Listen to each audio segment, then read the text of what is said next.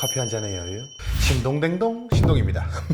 제가 오늘 이렇게 여유를 부리냐, 바로 필립스 휴 조명 관련해서 꾸준히 영상을 보여드리고 있죠. 이제는 다들 아실 거예요. 이전에 집에 설치된 스마트홈 영상에서 보여드린 적도 있었고, 또 사무실에도 전체 조명을 필립스 휴로 설치해두고 어떻게 쓰시는지도 한번 영상으로 소개를 했었죠.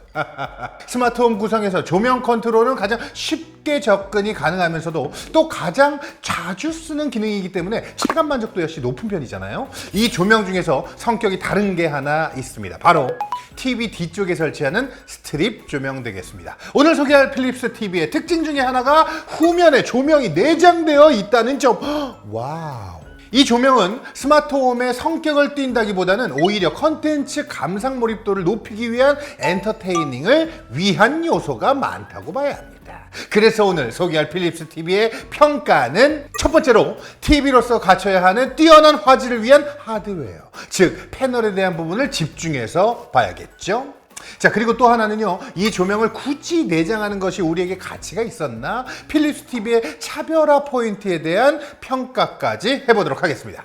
자, 먼저 TV 평가에서 가장 중요한 건 화질이 되겠죠. 자, 그런 의미에서 필립스 TV가 그냥 조명을 갖고 특이한 TV로 포지셔닝을 한 것만은 아닌 게 확실하죠. 자, 제가 리뷰를 위해서 사용하고 있는 제품은 65인치 모델입니다. OLED 4K 해상도에 120Hz 주사율까지 하나 부족할 것 없는 스펙을 갖고 있습니다. OLED 패널도 LG 디스플레이 패널을 사용하고 있어서 패널 퀄리티 역시 아주 뛰어납니다. 자, 여기에 필립스 고유의 AI 엔진이 영상 프로세싱을 해서 번인 현상을 최소화했고요. 컨텐츠에 맞는 영상 최적화를 맡아서 하게 된다고 합니다.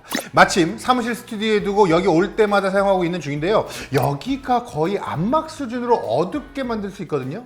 그리고 나서 영상을 틀어서 촬영 전까지 보기도 하고, 또 제가 촬영한 영상들 미리 시사 목적으로 모두 모여서 보기도 하는데, 이거 진짜 볼만합니다. 집에서 애플 프로 XDR 디스플레이로 색보정해서 신나게 가져와서 사무실에 있는 아무 모니터에서 보면 이게 완전 달라 보이는 경우가 많거든요. 이제야 제가 좀 의도한 영상 그대로 볼 수 있어서 너무 좋았습니다.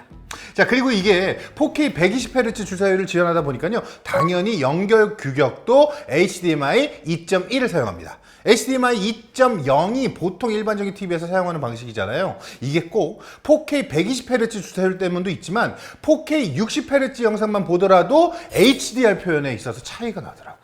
자, 8비트 컬러에서도 HDR 지원은 가능하지만 10비트는 되어야 계단 현상 없이 자연스러운 HDR의 개조와 컬러 표현이 가능하기 때문입니다. 자, 만약 저처럼 TV에서 디아블로 4 연결해서 하려는 분들이야 두말할 것도 없이 주사율 때문이라고 HDMI 2.1이 반드시 필요하다고 생각을 하게 됐죠. 자, 여기에요, 엔비디아 G-SYNC까지 지원합니다. 사실상 게이밍 용도로 나와도 이상하지 않을 정도로 좋습니다. OLED 패널에서 디아블로 해보면요, 진짜 이 게임이 이렇게 무겁고 진지했나 싶은 생각이 들 정도로 안보 표현이 다크하면서 디테일하게 표현돼서 진짜 재밌습니다. 자, 이렇게 게임 용도로 쓰라고 그런 건지 좀 특이했던 게, 보통 이 정도 사이즈의 경쟁사 TV에서 HDMI 포트가 거의 3개거든요. 나중에 하나는 그 사운드바 EARC 연결하고 나머지 게이밍 기기까지 연결하고 나면 훨씬 좋겠다 싶었습니다.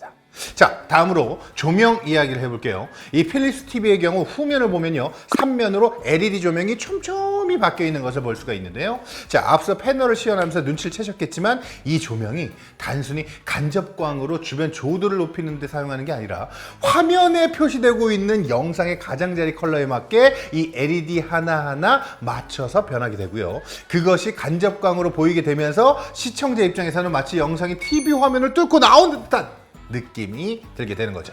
자, 그럼 이 기능이, 이 조명이 우리가 진짜 필요한가? 이 정도로 가치가 있는 건가? 이걸 이야기를 해봐야 하는데, 제가 이 설명은 제일 잘할 수 있습니다. 왜냐? 저는 이 TV가 나오기도 전에 이걸 세팅해서 사용을 했던 사람이잖아요. 그런데 이 세팅이 어마무시하게 비싸. 필립스 휴 조명이 워낙 퀄리티가 좋아서 저는 좋아서 많이 사지만 가격은 사악합니다. 그 중에서도 이 셋업은 진짜 비싼 게 플레이 휴 싱크박스라는 별도의 영상 신호 분석 기기가 있어야 하거든요. 그리고 여기에 TV 뒤쪽에 달아야 하는 스트립 조명, 이 모든 기기를 컨트롤하려면 휴 허브가 있어야 하죠. 자, 다 하면요 60만 원 훌쩍 넘어요. TV 뒤에 주렁주렁 조명 달려 있어서 옆에서 보기에 이쁘지도 않고 선정리도 복잡해지고 그런데 이게 TV에 애초에 내장되어 있어서 그냥 TV의 모든 신호를 자동으로 분석하고 바로 뒤에 있는 조명이 보여준다? 이거는 저한테는 진짜 말도 안 되는 제품이죠. 집에 있는 TV 다 이걸로 바꾸고 싶을 지경입니다. 근데 문제가 이 제품이요. 지금 국내에 55인치랑 65인치밖에 없어.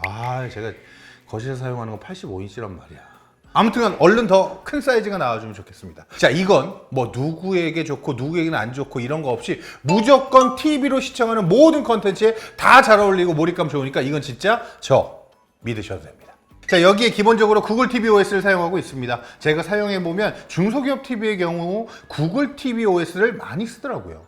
리모컨으로의 직관적인 조작이 좀 어색하거나 딜레이가 있는 경우가 많은데 이건 아주 부드럽고 반응성도 좋아서 오히려 구글의 생태계를 그대로 쓸 수 있다는 장점이 더 좋게 느껴지더라고요. 당연히 우리가 쓰는 모든 OTT 서비스들을 플레이스토어에서 다운로드 받아서 쓸 수 있어요. 그러니까 TV 자체 OS에 대한 걱정은 전혀 안 하셔도 되고, 그리고 저는 TV 리뷰를 위해서 이번에 사운드바 없이 자체 스피커로만 들었거든요. 40W급의 좌우 2개 채널이 상당히 구분감도 좋았고 파워도 있었습니다. 자, 물론 사운드바로 멀티 채널 구성하는 편이 훨씬 좋아요. 그렇지만 TV 자체가 OLED 패널 사용으로 워낙 두께도 얇고 스탠드까지도 너무 작고 심플하게 디자인되어 있는데 깔끔하게 사용하고 싶으신 분들은 내장 스피커로도 어느 정도 만족스럽게 사용할 수 있겠다 싶었다는 거죠. 자, 더군다나 이 정도 사이즈의 경쟁사 모델이 거의 20W급이거든요. 근데 출력이 2배다 보니까 체감되는 파워도 기존 대비 쉽게 느껴지는 정도가 왔습니다. 자, 제가 벌써 3주 정도 사용해보고 있는데요. 아쉬운 점이 있나? 아쉬운 점이라고는 딱 하나인 것 같아요. 사이즈 좀 55인치랑 65인치밖에 없다는 거. 아무튼간 좀 더 큰 사이즈가 있으면 메인 TV도 바꾸고 싶은데 그건 어쩔 수 없을 것 같고요. 대신 방에서 쓰는 건 대체할 수 있지 않을까 싶습니다. 자, 만약에 저처럼 필립스 휴를 이용해서 스마트 조명을 구성했거나 TV에 플레이 휴 싱크박스까지 설치해서 사용했던 분들, 이런 분들이라면 절대 이거 TV 바꿀 때 거부할 수 없는 옵션일 거라는 생각이 들고요. 스마트 조명 이런 거 관심 없었다고 하더라도 이 제품이 매력적인 이유는 이걸 쓰기 위해 별도의 허브나 스마트홈 지식이 하나도 필요 없다는 점입니다. 그냥 TV를 구입하고 연결만 하면 끝이에요. 바로 TV에 나오는 영상과 싱크가 맞는 앰비라이트를 쫙. 댓글로 여러분은 이 특이한 좀 신기한 TV가 어떻게 보이는지도 알려주시면 좋겠습니다. 그럼 전 또 재밌고 좋아하는 제품 들고 올게요. 지금까지 신동댕동 신동이었습니다. 안녕. 나 그 사무실에 하려고 지금 또 잔뜩 샀는데 이게 뒤에 그냥 스트랩으로 연결하면 이렇게 휘어서 못 붙이는 거 알죠? 그래서 TV용이 따로 있어. 이렇게. 근데 이제 내가 더블 모니터를 쓰니까 그거 말고 이렇게 부착하는 거 있잖아. 이렇게. 그 이름이 뭐였지? 아무튼 그걸로 샀어. 그 방에 지금 몇 천만 원 쓰고 있어 지금.